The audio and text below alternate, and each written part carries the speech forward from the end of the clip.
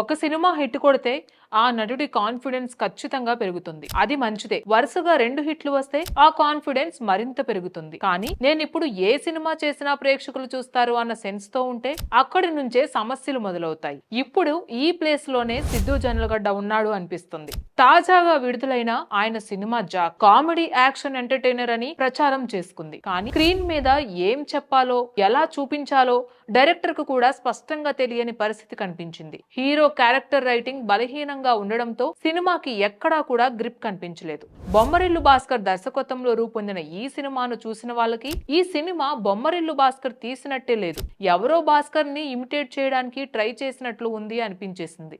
ఈ సినిమాలో సిద్ధుకి దర్శకుడు చాలా క్రియేటివ్ ఫ్రీడమ్ ఇచ్చినట్లు తెలుస్తుంది. అది ఒక రేంజ్ లో బ్యాక్ ఫైర్ అయ్యింది. సిద్ధు పూర్తిగా జాక్ అనే కొత్త పాత్రలో కనిపించాల్సిన చోట DJ Tillu square, attitude, dialogue delivery, body language అన్నీ కూడా రిపీట్ అవుతూ కనిపించాయి.